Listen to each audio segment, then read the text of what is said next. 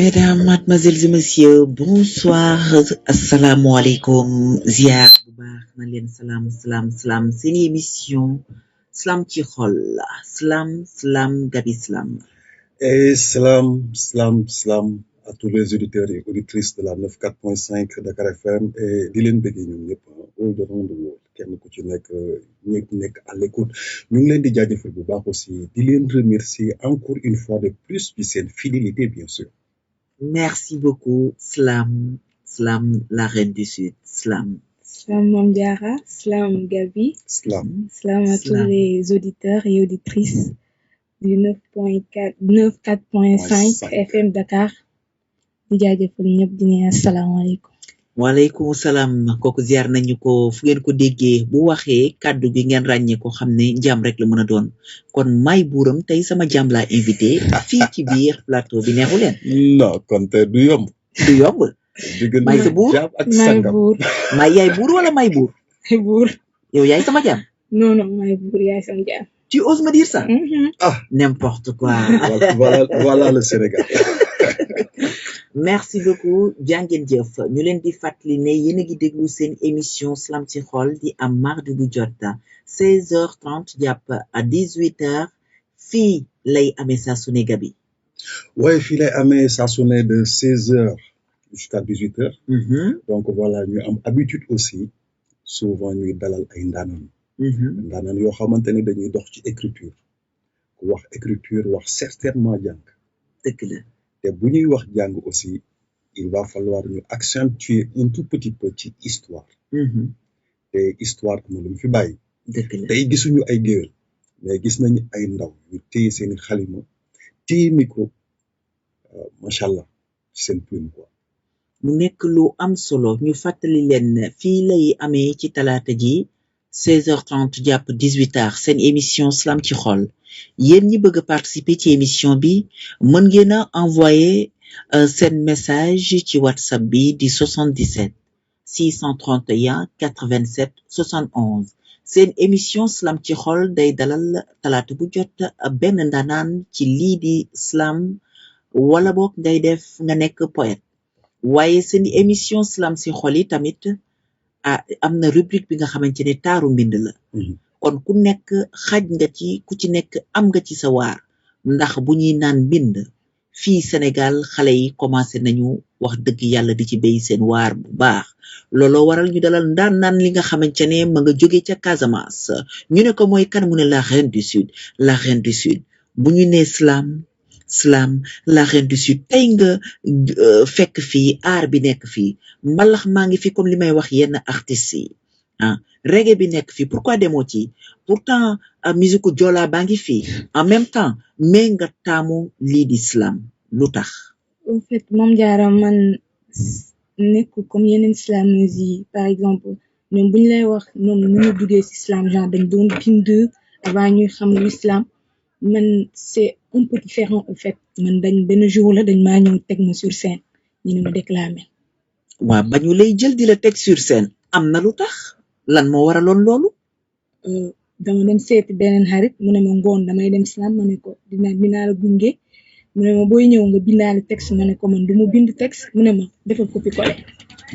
ma defal copier-coller récitation chant ma dem ubbi livre CM2 je pense sama livre CM2 mu ubbi ko def benn copier-coller mu ñëw ni ñu teg ma sur scène ma déclamer voilà après bi mu paree. non balaa ñuy continuer ñu teg la sur scène nga déclamer comme ça nga ne sa livre CM2 nga génne woon. waaw lan nga déclamer woon. je pense c'est une récitation je sais plus. mais écoute je suis parfaitement d'accord avec yaa ngi may làkkloo ay tubaab sax man ma dellu si waat ci kàllaamay kocc bi donc d'accord naa ak yow waaye soo fàttalikoo tuuti loolu en général doo ko mës a fàtte. waaw. parce que fàttaliku woo ba tey ban prestation la woon. non fàttali naa parce que ban prestation ngay fàttaliku jamonoy CM2. c'était un jeune marin. un jeune marin. oui. tey buñ ne la nga baddil ma ko nga déclamer ma ko tey jii rek un jeune marin comme ça. vite fait baddil ma ko ma dégg. mu ngi mel ni bett nañ la comme ba ngay commencer slam niñ la bette woon. da nga ñëw taxaw préparé woo ko nga daal di jël benn livre CM2 génne benn récitation baddil ko téléspectateurs yi taxawoon di la seetaan Mhm. kon léegi bàddil leen les jeunes marins C'était un jeune marin qui revenait de la guerre avec son régiment pour aller voir sa bien-aimée. Le jeune marin s'en va retrouver son capitaine. Bonjour, cher capitaine, donne-moi mon congé pour aller voir Adèle, ma bien-aimée. Adèle ma bien-aimée Adèle. c'était un jeune marin Ouais. da ngay woy wala da nga doon slam Non, je pense que c'était un chant. Après, je l'ai mis sous forme de récitation. d'accord arrestation. loolu laa mën a dégg Voilà. parce que là Loolu laa def. arrestation. Loolu laa def. Et les gens étaient étonnés. mu ngi mel ni Ouais. boo fàttalikoo nga ne dañ doon naan bébé tu dors bébé tu Affaire yooyu dors noonu. bébé Voilà. réveille-toi Voilà, loolu léegi la nag noonu au lieu de bébé réveille-toi nga ne mais bébé tu dors bébé bébé réveille-toi noonu laa def. donc loolu nga doon def Noonu laa d'accord doon yéen a ko déggandoo moom noonu la commencé islam après nag affaire bi commencé di la neex waaw. d'accord Gabi yaa dégg loolu Ouais, parce que daf ma yóbbuwaat dëgg-dëgg ci histoire jamonoy tout tànk jamono bi ñu nekkee tout tànk xam nga daan balaa ñuy dugg ci classe bi am na benn comportement bu ñu doon am pour que maître bi au moins mën ñu voilà c'était difficile hein mais c'était de l'éducation la woon quoi aussi parce que jamono yooyu je pense que ci la ñuy transmettre ci la maître yi di transmettre amour récitation d'accord parce que amour boobu am na ñu bëri ñoo xamante ni peut-être xëy na topp na leen mais dommage peut-être xëy na ak pédagogie bi am léegi bon est-ce que waaw mais nañ ci bàyyi xel bu baax quoi par C'est vrai. rapport ak ñi nga xamante ne ñu ngi may déglu par rapport ak ñi ñuy seetaan parce que je vois que réseaux sociaux yi actuellement waaw chapeau laa leen di wax quoi waaw kon ñu Sur bàyyi ko mu Facebook yeggal direct. li mu doon wax parce que nee na après mu jël livre bi demal Livre foofu nga bi. toll woon ma jëlee livre bi déclamé defaat encore ñu ne ma demaat déclamé sama réew mu ne ma pourquoi bëggoo nga ñëw nga bokk ñu def slam ma ne ko man xaw ma parce que du ma bind mu ne ma defar recherche nga xam lan mooy slam affaire yooyu noonu si laa dem si net bi tapé slam après gis ay grand corps malade mais bon déglu naa ko affaire bi laalu moo woon mu gis Alfarouk aussi après Alfarouk. waaw Alfarouk di ñu ko daal di ñaanal. taxaw di ko Di ko ñaanal ñaanal, waaw mu nekkoon nag champion Mhm. xam nga te moom moo nekkoon ne moo champion d'Afrique moom moo ko njëkk a nekk waaw moo waaw. ko njëkk a moo ko nekk. njëkk a nekk kon ñu koy naan champion yal na suuf woyof ci kawam amiin Amiin. Alfarouk amiin Amiin. Bi ma dégluwee ma si laa gis ni moom Casamance dëkk ma ne ko ne genre am na Casamance ñuy def lii ma rombaat si laa gis sceptique Biram Seck sceptique voilà Sceptique, yes. sceptique genre bi ma ko dégluwee ma ne la man c'est ce que je veux faire en fait je veux être comme lui ci nga am envie bi si quoi la am envie après ma jël benn tubam bind recopier ko Mhm. ma ko recopier ci feuille ma si doon répété may xool nu mu doon déclamer may def la même tube chose la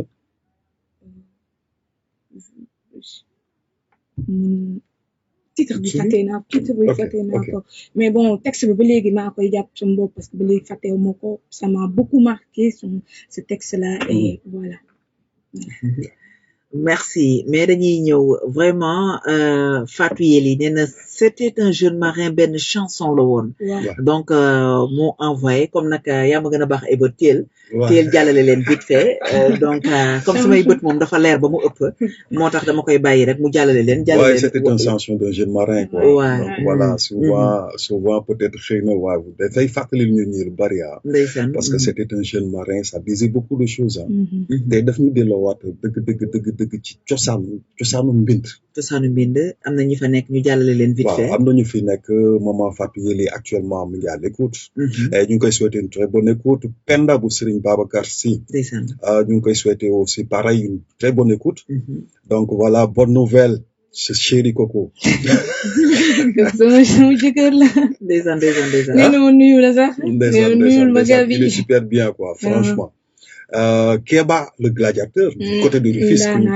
ngi koy jaajëfal bu baax aussi di ko souhaiter une très bonne écoute et tant d'autres aussi parce que bon voilà peut-être xëy na dañuy soog a démarrer aussi ok mais je vois que actuellement ñu ngi ci bain bi. d'accord kon jeex na mi ngi noonu yéen a dégg ndaanaan li nga xamante ne ñu di ko dalal tey mu nekk la reine du sud jógee foofu ci Casamance Casamance boo nee Casamance ñenn ñëpp dañu naan Casamance yaatu na Ziguinchor Casamance fan ci Casamance.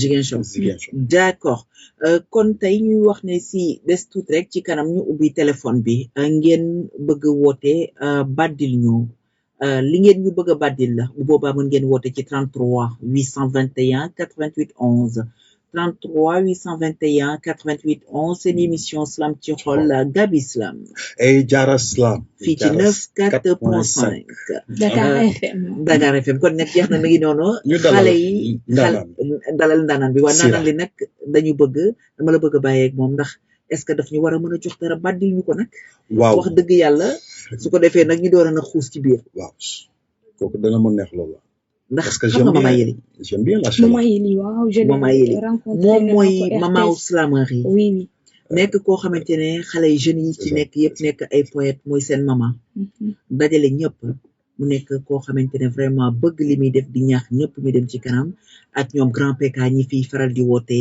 talibé Sëñ Touba ak ndeysaan Bouna Diarra vraiment merci encore une fois Mama Yeli merci ñu bàyyi lan ngay baddil auditeurs yi toog di déglu daa xam nga dama ñëwoon en retard sa 8 mars bi waaw kon bàyyi du bindoon naa la texte bàyyi ma déclaré kon jeex na super bien c'est une bonne nouvelle kon bonne nouvelle parce que mois de mars bi jeexagul te léegi comme nag ñoom dañu ñëwoon nekkoon en retard xale yi nee nañ génnuñu ci 8 mars bi ba léegi Demba sax xale yi nee nañu li ñu raté ci 8 mars bi ku ci nekk ne damaa préparé woon dara pour 8 mars bi kon bàyyil ma baddil la ko Slam. En fait, je sais plus d'où je viens, moi. Non, je blague.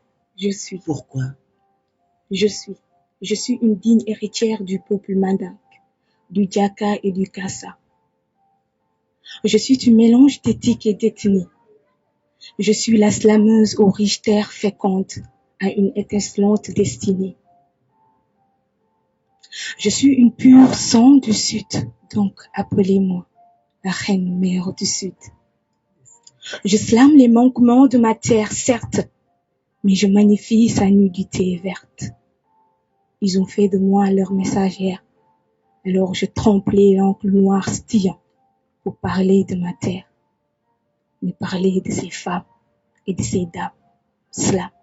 Slam. Elle parle depuis fort longtemps. Et s'il y a une chose que j'ai retenue, c'est différent de ce que mes tantes pensent. Je sombre dans des ondes d'ombre, disent-elles, fécondes, la puberté change. Mais moi, j'ai retenu depuis lurette qu'elle essaye de me victimiser. Alors, je refuse d'être victime de cette société qui nous cuit depuis toute petite, nous forge avec ses traditions. La règle d'art, ce n'est pas d'être en opposition, mais d'être toute lui de ses conditions. Des idéologies toutes dites, toutes faites dans toutes les nations. Ce qui fait, nous retenons juste la face cachée de l'iceberg.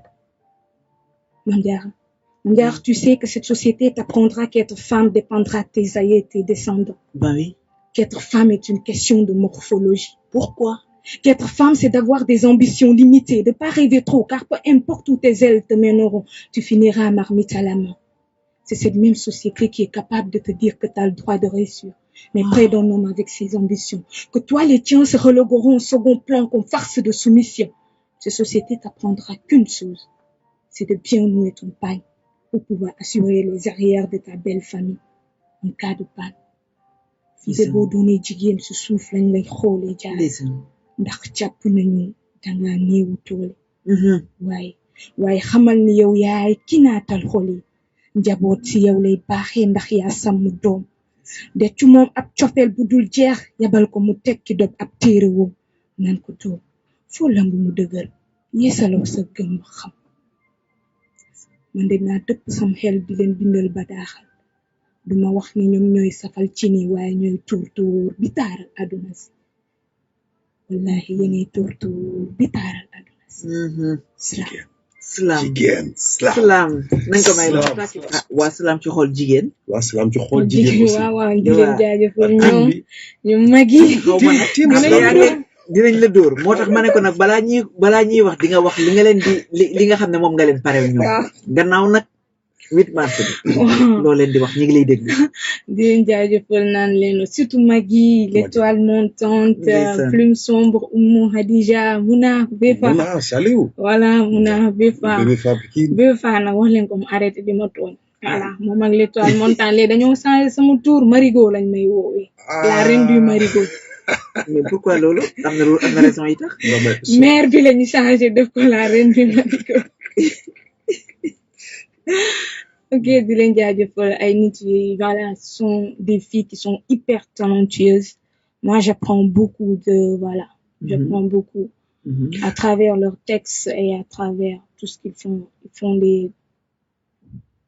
du travail qui est hyper nice hyper cool voilà comme ce qui veut dire que c'est à découvrir ouais par rapport ak ñi nga xamante ni ñu ngi déglu slam Slam, tey waaw. ku wax slam poésie forcément il va falloir peut-être xëy na mu teg loxo ci écrit ci l'éducation Mhm. donc environnement boobu ban impact lay def ci yow parce que am na ci ñoo xamante ni xëy na peut-être amuñu environnement boobu mais il parvient à à s'inspirer s'inspirer oui yow ta façon yow Ouais. mi ci jóge ci gàncax bi nga xam secteur bi nga xamante ni dafa bëri gàncax Mhm.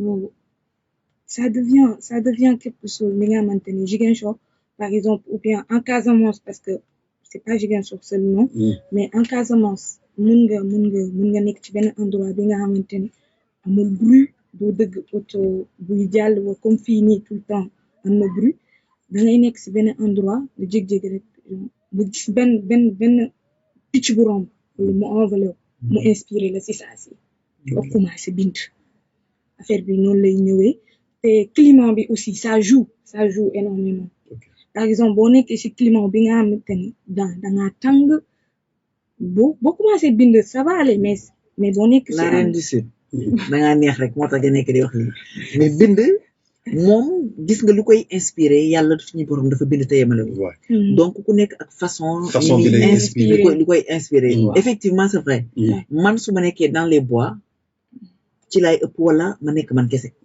dégg nga bopp bi dem am na ñoo xamante ne pour ñu bind yaa ngi dugg ci kaar gis naa koo xamante ne il faut mu dugg ci kaar pour mu toog mu mën a bind waaw inspiration bi ñëw ñëw donc loolu yëpp c'est très important mais damay dellusiwaat rek ci slam ci slam bi ngay dégg slam ñu naan ne slam mais yow nga jàpp ne slam ñu naan ne Marcus Smith moom moo ko créé donc soo xoolee boo demee cubalo di nga dégg cubalo yi ñuy wax am na benn musique bi ñuy def pekan dégg nga non man problème bi mooy j'ai découvert bon après ce qu'on m'a enseigné que Smith moo génnee slam en fait moo génne mais man su ma xoolee par exemple peuple mandingue seen jaar c'était tu peux dire que il y avait des slameurs qui étaient là-bas parce que c'est ci loolu laa doon ñëw ndax ni mu amee ci pekaan ci origine bi fële ndax yéen seen origine ndax am na fa wala déet parce que da ngay dégg ñuy wax di kebetu am na fa parce que Demba société bu nekk c'est may ñu benn son tuuti rek nga wàññi ko ci suuf bàyyi ñuy dem di wax sous impression rek société bu nekk am na nu mu constitué am na ñu nga xamante ni lii mooy seen liggéey boo xoolee ci histoire peuple mandingue am na ñu nga xamante ne ñoom ñoo fa nekkoon ñoom ñooy occupé de tête mooy ñoom ñoo nekkoon parolier société bi wala parolier roi mandingue donc pour man slam dans les sociétés africaines yàgg na fi certes xam nga tubaab yi ñoom dañoo foogoon lépp lu ñu bind sur document mooy lu officiel wala lu officiel pour ñoom loolu mooy problème alors que ici l'oralité ça a eu de l'importance au fait dans nos traditions ou bien dans les cultures africaines surtout au Sénégal voilà léegi ñu ñëw ñu ne la nga baddil ñu dara la reine mère du sud mu ne maam dama ñëw pour baddil auditeurs yi texte bu mu bind ci Afrique ma ne ko lu tax c'est parce que gëstu na lii nga xam ne mooy culture am batidam ak mbooram ba tax na ñu ne ko slam yow la ñuy déglu. Si je parle, comme j'ai l'intention de t'éclamer, vu que je souhaite parler sur l'Afrique, ça ne serait sûrement pas sur ces hommes politiques qui nous tuent avec leur sale politique, de ces dirigeants sans scrupules. Si je parle, je ne parlerai pas de ses blessures et sûrement pas de son sous-développement. Je ne prononcerai pas ces mots de déception. Mon intention, c'est pas de raviver les coups du passé. Je ne parlerai pas de son présent chamboulé, de son futur incertain et de ses enfants battus. Mais je parlerai de l'Afrique natale, terre natale, pentale aux yeux de ses femmes fatales. Je parlerai de l'Afrique de Thomas Sankara, de l'Afrique de Nelson Mandela. Je parlerai de l'Afrique de nos érudits et de ses héroïnes. Si je parle, je parlerai de Cabral, de Nkrumah. Je parlerai de l'Afrique de Kadhafi et de Lumumba, de ceux-là qui ont sacrifié leur âme pour que l'avenir soit pavé, de ceux-là qui ont su braver l'histoire blanche enjolivée de champs nègres. Si je parlerai de ces hommes intègres. Je ne parlerai pas de ces guerres intertribales, de sa terre morte, de sa jeunesse engloutie dans l'Atlantique, de ses biens publics détruits sous les cieux désolants, de ces assemblées, des échos au bord de la faillite. Mais si je parle, ne m'interromps pas. Quand je m'acclame sur les larmes de ma mère qui souffre des soifs, des rires, des vagues de la mer, ne m'interromps pas quand je parle du berceau de l'humanité, l'Afrique terre des accros. Car ici, nous chantons la beauté de la terre verdoyante. Car ici, nous chantons de la beauté de la terre verdoyante. De la terre qui cantonne nos rires, mélodie radieuse sous les battements de pluie de rire, sous les battements des tambours du soir. Car c'est mon continent natal. Car c'est mon continent natal. Clapotis de ces jardins d'orchidées. Si je parle, je parlerai de cette Afrique que j'aime tant. Je parlerai pas de sa situation économique ni géographique, car c'était une terre unie, jadis.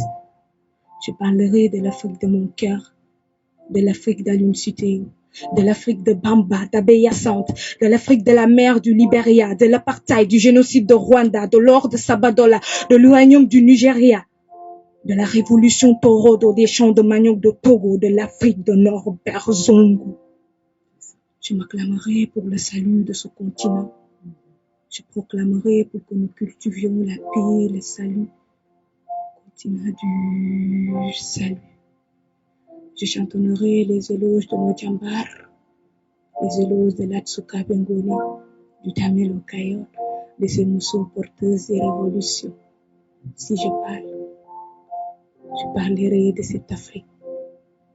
Et si je parlerai de cette Afrique que j'aime tant, continent aux mille couleurs érigées.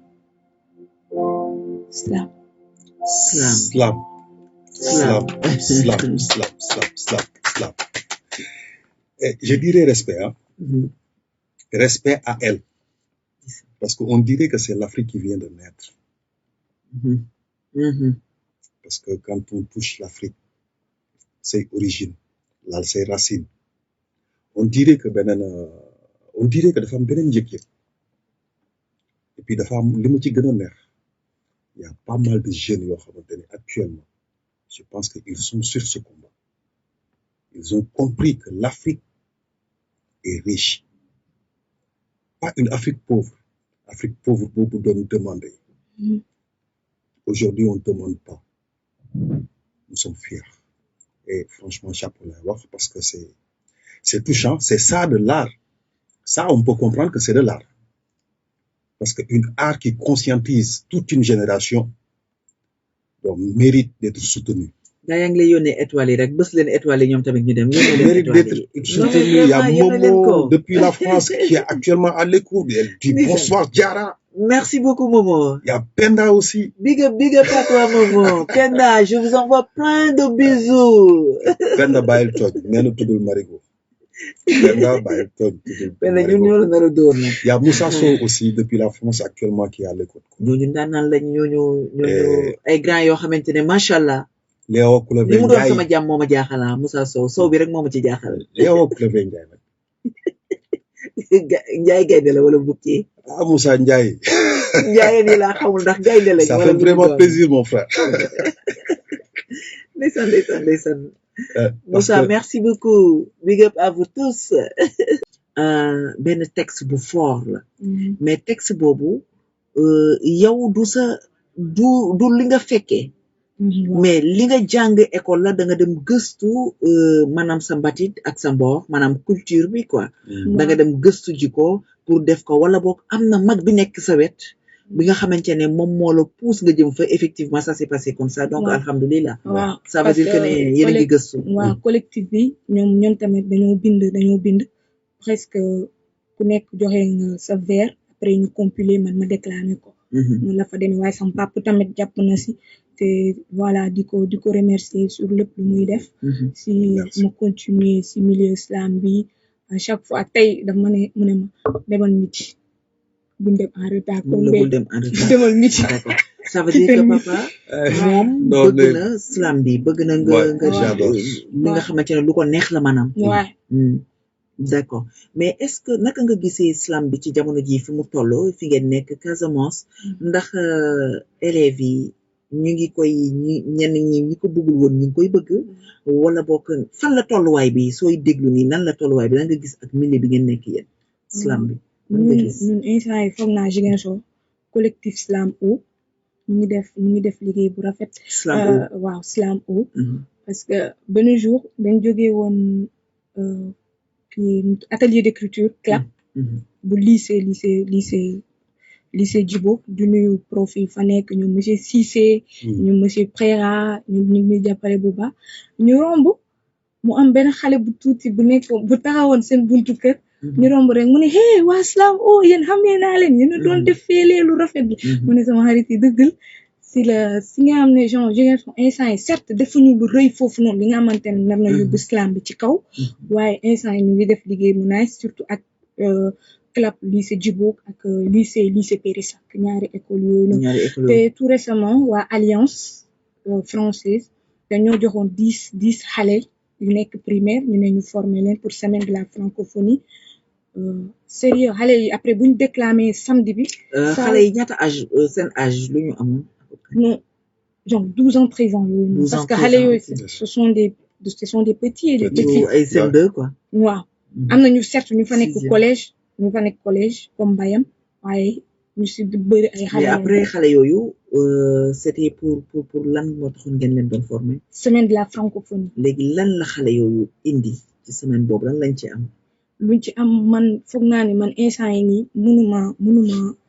mënuma expliquer parce que xale yi liggéey bu rafet lañ def certes formé nañ leen c'était en une durée de 2 mois je pense 2 mois mais instant yi nii bu ñu déclamé ba pare journée bi mu amee on a eu des retours tellement positifs dëmb sax am na ki ma woowoon naan dafa soxla xale yi pour ñu dem déclamer ko affaire yooyu noonu léegi xale yi après ñoom def nañ benn texte ci journée boobu waaw te ku ci nekk déclamé mais xale yi kan moo leen bindal kenn ñoo bindal seen bopp dañ leen doon expliquer dañ leen joxoon 10 mots les 10 mots de la francophonie ñu jox leen ñeneen leen sur lii ngeen di da ngeen balaa ngeen di bind def leen recherche foog naa liggéey naa ak ñoom pendant 2 jours 2 séances ak ñoom si définition mots yi bu ñu paree ma ne leen ku nekk na bind suñ bindee damay ñëw ma xool seen texte yi ma ne fii moo baax reprendre leen wala affaire noonu la fa demee d'accord ok noonu la fa demee ñuy kontaan bu baax a baax xam naa ne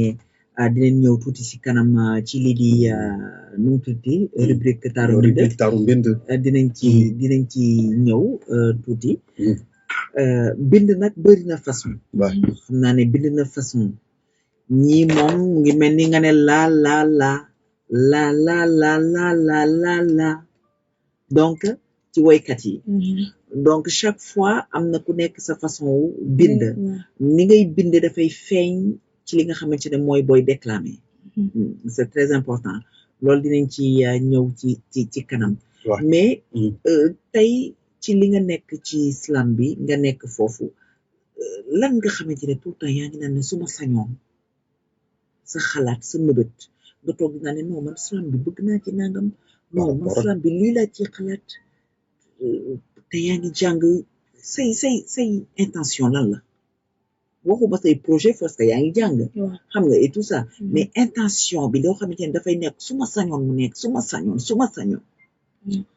man instant yi su ma sañoon mooy Ziguinchor population bi Casamance dans sa globalité ñëpp xam l'islam au fait parce que dafa doon li nga xamante ne aar bu rafet la moo ne aar bu rafet par exemple day am yeneen activité wala yeneen cérémonie yi nga xamante ne par exemple on n'a pas besoin des mbalaxmaan yi ngay ñëw voilà di yuuxu affaire yooyu noonu t'as besoin de quelque chose de calme de serein et voilà pour man instant yi nii su ma sañoon Ziguinchor ñëpp dañuy xam lan mooy islam au fait te ñëpp dañ ciy jàpp autorité locale yi affaire yooyu noonu administration bi affaire ñëpp dañuy ñu jàpp ci combat bi ñu xam ne au fait lii du dañu ko indi ñun ñoo ko moom te il fallait que ñu promouvoir voilà.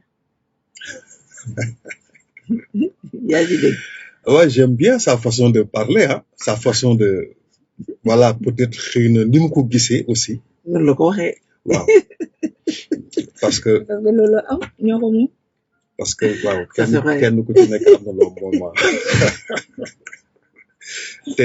te dafa yàgg Afrique Afrique noonu la yàgg noonu la mës a baaxoo quoi aussi dañuy jël seeni ressources après bon jëm ko valoriser quoi tey beneen génération mooy wax donc mais lii ma bëgg par rapport ak li nga xamante ni moom mooy suwema ci loolu yàqulu la dara ak jàng wala non ok parce que j'essaie de faire la part des choses en fait quand il s'agit école je me donne un fond là-bas quand il s'agit islam j'essaie de me donner un fond et voilà ba ci tout tànk yooyu xale yooyu ngay tàggat ci écriture aussi waaw j'essaie dëmb rek maa ko doon wax ki ma woo ma ne ko xale yi dañuy jàng donc seen activité da ngeen ko nar a teg de telle sorte que xale yi du leen indi dara si seen mbirum jàng man sama collectif du sama collectif plutôt collectif Sakho may chargé collectif bi foofu noonu su ma naree organiser ak kii atelier yi wala lu nekk damay ne képp ku nga xamante ne am nga cours du soir wala am nga da ngay dem école bul ñëw excuse boobu noonu baax na buñ ñëw ñu deful dara ñu ñëw pour man les études ça passe avant tout. Okay. Moi, mon père il me répète tout le temps ça les études ça passe tout. L'islam fait-le par passion mais il faut que tu obtiens ta licence après on pourra se lancer dans une carrière islamique typique voilà. ok et pare nga pour jël flambeau bi nga xamante ni peut-être Afrique am na espoir tey magu Afrique yi fi nekk parce que suñu mag ñi ñu ngi dem ñi fi des yàlla na yàlla yàggal seen taxawaay yàlla nañ fi yegg yàlla na yàlla dëgëral seeni cër mais parce que la vie n'est pas éternelle te kenn ku ci nekk da ngay dem mais est-ce que pare nga pour relever un défi par rapport ak combat bi nga xamante ne Afrique moom la war a taxaw carrément ah bon ouais mais machallah bravo carrément parce que il faut que ñu xam ne am na li nga xamante ne ñun ñoo ko moom donc pour moi ça se négocie pas il y a des choses qui se négocient pas tu sais que lii man maa ko moom da ngay xeex nga jël ko après lu si am mu am c'est ça veut dire que ne dégg ngeen ko moom bëgg na sori ci islam waaye dafa am lenn lu may wax moo di ne xale yi fi nekk tey dañu engagé ci islam bi xale yi fi nekk tey buñ leen jàppalee pousse leen dinañ leen dégg fu sori ci islam bi. waaye on aura une autre beneen Afrique la ñuy am loolu beneen Afrique la ñuy am dégg nga xale yi fi nekk buñ leen jàppalee dégg nga kaddu yu ñaaw yi ñuy wax muy génn ci musique bi ba mag yi duñ ko mën a déglu dinañ ko déglu parce que nag vraiment dina delloo xale yi pour tànk yi ba ñu delluwaat ci livre yi parce que bu fekkee xale yaa ngi koy bëgg ci école yi mais dañuy dem ba ku ci nekk sa morom bëgg sa morom bu bindee déclamer bu beneen yoonee nga ne man damay bind déclamer parce que loolu moo gën a yomb que yow mi nekk di way bëgg a génne ay arme di harmoniser te yàlla deful ñëpp neex baat comme ku naqari baat comme man da ngay daw ne xaaral ma dem salaam ma bind déclamer te xam na ne mën naa wax te yàlla def ñoo xamante ne dañu am la voix parlée bu ñuy wax seen baat seen kàddu bi neex na lool ba nga xam ne doo bëgg ñu noppi su ñuy wax di nga dégg bi même bu fekkoon toon ne wax ja neexul sax doo bëgg ñu arrêté ndax lan ndax seen voix bi ñu am dafa nekk voix wu micro c'est la voix parlée dañ koy travailler te duñ ci sonn benn yoon kon li may wax mooy lan nga pare pour bàddil ñu ko su ko defee ñu daal di dem ci rubrique taaru mbind directement su fekkente ni bàddil nga ñu ko ba noppi lan nga ñuy indilaat ban texte moom nga xalaat ne moom nga ñu bëgg a indil. nee naa Gabi ma ne ko démb dama bind ñaari texte pour jaar. ma nga bind ñaari texte pour man. jaar yow kii moo jonge. jaar sous impression. yow indil ma sama sous impression balaa bëgg. indil ma sama sous impression. waaw non Joe. mer naa yes cool. léegi nag. ne ko dama bind ñaari texte. waaw ma ne xaaral texte bi dama koy bind fu ma ko bindee.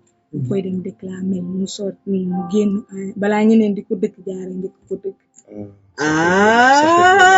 may ma ko loxo balaa ji commencé. ok man texte balaa bëgg déglu koy ba xam lan la wax ci biir texte bi ba pare. ndigam man maay sa buur. non comme maay sa buur. maay buur non daf lay neexal. xanaa dégg ma bindal texte boo xamante ne. ah diggante séeréer la. ak joola. diggante séeréer ak joola troisième bi non diggante séeréer ak joola ak pël. non damay bañ ñu sori ci loolu quoi parce que boo nee diggante séeréer joola ak pël am na ñoo xamante ni c'est des métis. ma ne la ñooñu métis yooyu noonu pël lañu rek. boo laalee joola ñu ngi ci biir. man wax naa ma ne je suis une mélange d'ethnie ah. waaw ay ca nag sous impression bi yëkkatil ma ko ci kaw tuuti nag ñu dem yëkkatil ma ko tuuti rek ci kaw ñu dem léegi ñu déglu ko ñu xool lim ñuy bàddil lan la slam. Donne-moi ta main car je n'ai que toi. Donne-moi ta main car je n'ai que toi. Sur la paume de ta peau j'écrirai avec engouement cette phrase que j'avais dit jadis clairement. Je te suis fidèle, je le jure avec plénitude. Mamdiara Mani témoin, belle dame de Grisalite. Mamdiara Mani témoin, belle dame de Grisalite. Merci. D'un cœur que seul toi peut frémir, le faire sentir, se sentir au guépier de tes folklores uniques. Je me suis rendu coupable de ta colère, je sais. Alors accepte ces quelques vers tristes en guise d'âme sorry. Accepte ces quelques vers tristes en guise d'âme sorry. Dans ton coin perdu, tu te réclames qu'un amour pur, ni guerre, mais mûr. Et sur les minces de ta verdure, je t'ai tendu la main. Alors donne-moi ta main, Ziguinchor, car je n'ai que toi. Donne-moi ta main, Ziguinchor, car je n'ai que toi. Merci. Ziguinchor, berce-moi au flanc de tes douces nuits, de ta chaleur au cœur de ta vieille ville. J'ai déchiré ton cœur, je sais, mais dis à Boudoudi de me joncher sa fraîcheur et faire d'elle ma source d'inspiration. Je t'épouserai bien car ta beauté et ta majestueuse marque de paix m'ont toujours fasciné, façonné par ton métissage. Mais Goumel m'a demandé un mariage avec un tchadem entouré de lampadaires depuis le pont Émile Badja.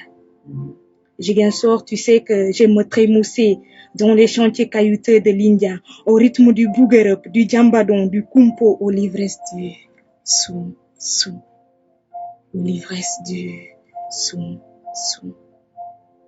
À la rituelle du lotus et d'un amour non loti, Ziguinchor, tu sais qu'il a fait de moi ce que je suis. Sur des lignards d'un sable rougeâtre, Néma2 m'en a cessé de faire de moi sa belle dame de Signard. Sa belle dame de Signard. Alors Mamdiara dit à Ziguinchor de me donner la main, car je n'ai qu'elle. On nous a donné la main. La main du cœur. Ouais. Et la main du cœur. Slam. Slam. La main du cœur. Slam. Gabi. Non mais sudwaay gisuma leen mais yëngatu nañu tey. ndeysaan waa sud yëngatu nañu. Non mais je vois un ami Landing actuellement côté Sicap Mbao. Mais waa ji mi ngi pas possible comme pas possible quand tu parles de Casamance Sud. Et de profiter de cette occasion pour souhaiter une très bonne écoute à toute la famille. Bien sûr. Ouais, parce que ça fait. Voilà. Ouais, parce que daf lay wax ay sites yoo xamante ni da nga koy dégg. Tu comprendras que ni yaa ngi ci foofu. ci basse Casamance. Escale, Goumel, sont les. foofu kay fi mu toll nii kay ñoom ñëpp fu mu toll nii yëngu nañu ñoom yëpp yëngu nañu. nee na kay ñoom escale. di wax yoo xamante ne des fois dañuy fàttaliku lu bari. lu bari. Mais y a plein de gens qui te saluent Mami Magui. waaye moom lay déggee. waaw mais ñoom nee na dina leen mere. mu ngi koy rafetlu. non mais nee na dina leen mere mais effectivement c'est vrai parce que. ñoom Sam si xol jigéen waroon nañ mën a wooteel ko baddil ko. waaw waroon nañ ko mën a defal. s'attendait à ça. waaw nee na ma sànq ci foofu mere naa leen de. xam nga ne ko slam. ñu wooteel ko vraiment ne ko slam.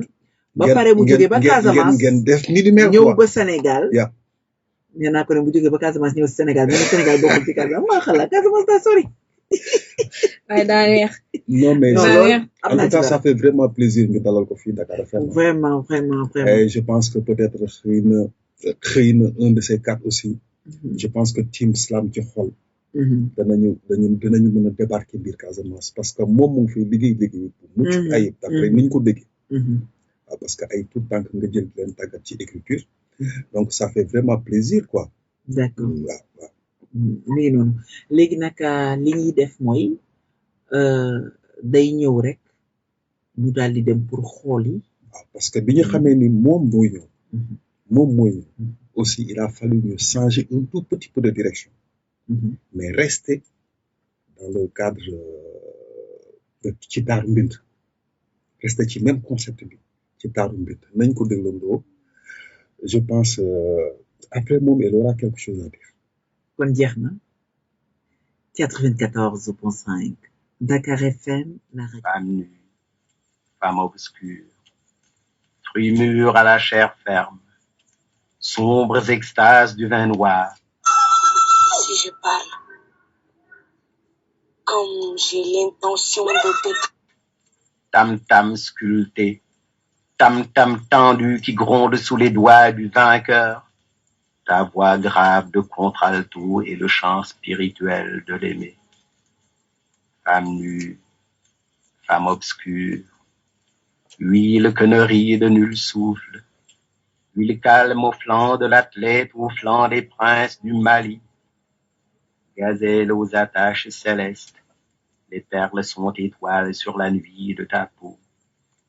Délices des jeux de l'esprit, les reflets de l'or rouge sur ta peau qui se moire.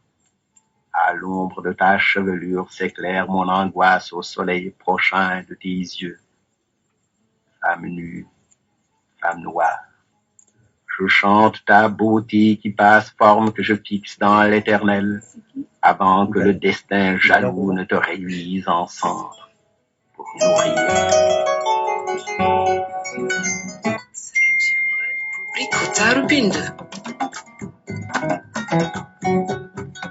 Léopold Sédar Senghor naît le 9 octobre 1906 à Joal, au sud de Dakar, dans une famille sérère bourgeoise. Élevé dans diverses congrégations, passionné de littérature, il obtient son bac et une bourse pour étudier en France, où il débarque en 1928. Agrégé de grammaire en 1935, il enseigne à Tours et Saint-Maur. Il fréquente les intellectuels parisiens. Avec le Martiniquais Aimé Césaire et le Guyanais Léon Gontran-Damas, il exprime le concept de négritude. Mobilisé en 1939, captif pendant 20 mois, Senghor s'inspire de cette expérience pour son premier recueil, Hostie Noire. Son anthologie de la nouvelle poésie nègre et malgache est préfacée par Jean-Paul Sartre. L'œuvre de Senghor est une ode à l'Afrique. Cet éloge valorise l'art nègre, célèbre la femme et la civilisation africaine. Senghor est un poète de la mémoire, un homme travaillé par la fuite du temps. Le poète se veut Diali, griot, avec une mission bien précise, glorifier son lignage, ses amis ses morts, son pays et sa civilisation. Chant d'ombre, éthiopique, liberté sont quelques-uns de ses plus célèbres recueils. Senghor a toujours dit qu'il était tombé en politique. Il ne mentait pas.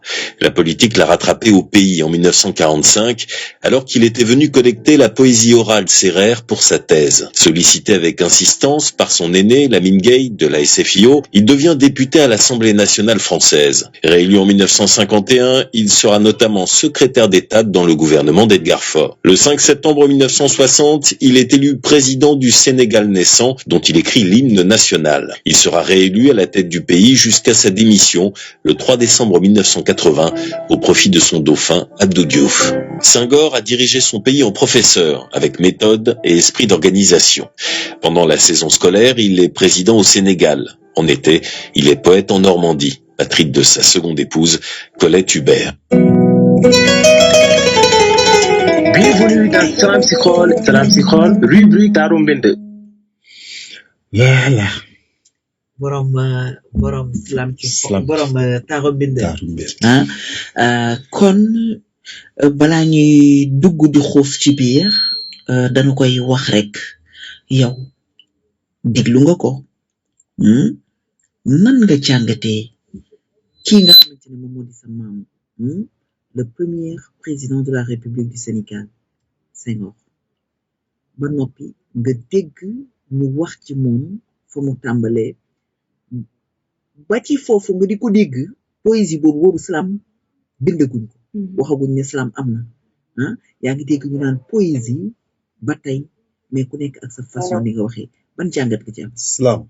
Jaara wax ko slam. slam allo Diarra allo oui kooku man la Magui yow Magui doo ko mere de doo ko mere kontaan na nee na duma ko mere léegi bu ñu mënee jigéen ñi sànq ba tey ñu ngi woote. Non mais Marigo nee na merew leen na. jigéen ñi la yéen la njëkk a commencé même là je peine à vous entendre. Et également dama nekk en déplacement donc atmosphère bi ma nekk permettre ma bàddil ko dara donc yéene naa ko bu baax a baax. mais fu mu toll nii na waxal ak moom rek mu dégg la rek ça fait plaisir. waaye Diarra taaru na ba pare nee naa sax luñ ci dolli yàq ko. ndeysaan macha allah taaru na ba pare macha allah. macha allah Magui di la nuyu félicité bu baax. di ko encouragé di ne ko jigéen ñi vraiment on est fiers. et on est derrière elle di ko dooleel bu baax a baax. parce que déjà moom day représente benn partie du Sénégal dans le monde de l'islam mu nekk fi mu jóge di Ziguinchor donc tey yaakaar naa képp ku dëkk Ziguinchor xolam sedd na kontaan na bu baax a baax ci li mu gis tey man moom damay taxu da ngeen may utal kër rek xam naa foofu kon ñu dem ñu ànd ma ak yow t'es la bienvenue waaw ñu ànd ma ak yow Diarra jeex na kooku moom faaw ñu dem moom xam naa pour bañ a monopoliser temps bi gis naa li ci des bëriwul te neex na dëgg la kontaan nañ dama leen di bàyyi rek mu jeex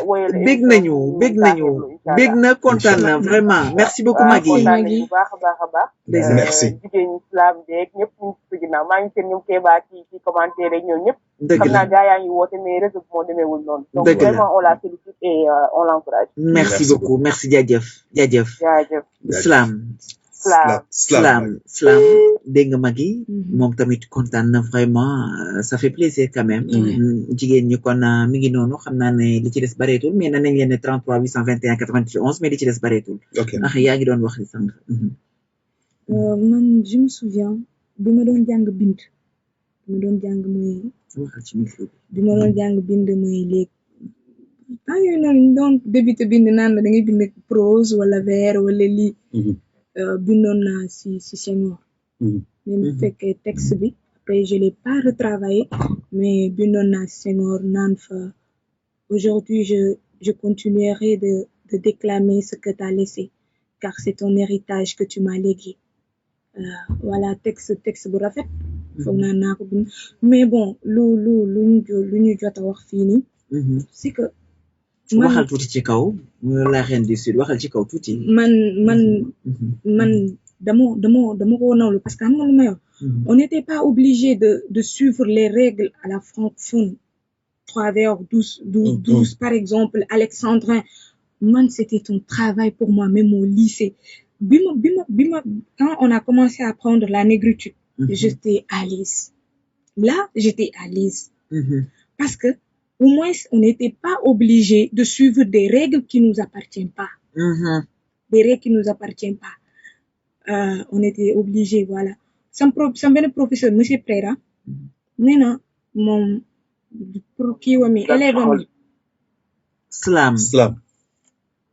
Mam Diarra ñoo ngi lay siyaar Gabi. Keba mon frère. Sama ndaanaan bi.